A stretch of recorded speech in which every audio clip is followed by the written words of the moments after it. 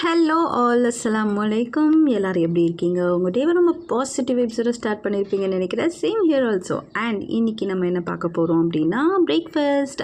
எப்பயுமே என்னடா lunch series தான் போடுவான், இன்றைக்கி பிரேக்ஃபாஸ்ட் போடுறேன்னு பார்க்குறீங்களா? ஆமாங்க. ஆக்சுவலி என்னென்னா நம்ம வீடு ஷிஃப்ட் ஆகிருக்கோம் இல்லையா? ஸோ நானும் உங்ககிட்ட சொல்கிறேன் ஹவுஸ் டூர் எல்லாம் போடுறேன் அப்படின்ட்டு. பட் ஒரு நாள் கண்டிப்பாக போடுவேன்.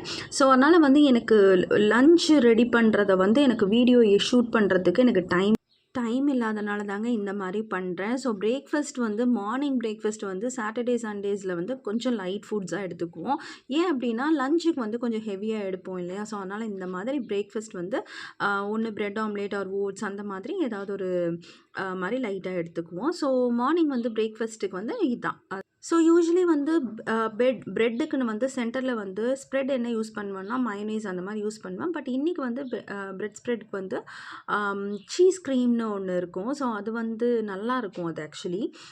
ஸோ நான் அதை சென்டரில் ஸ்ப்ரெட் பண்ணி அண்ட் கொஞ்சமாக சாஸ் சென்டரில் போட்டுப்பேன்.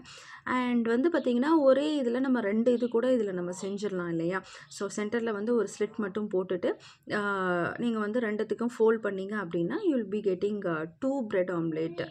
ஒரே கல்லில் 2 மாங்கன்ற மாதிரி, ஒரே கல்லில் 2 பிரெட் ஆம்லேட் அந்த மாதிரி. ஸோ இன்னையோட வீடியோ பார்த்தீங்க, நாளையோட வீடியோ நாளைக்கு பார்க்கலாம். Until then by from my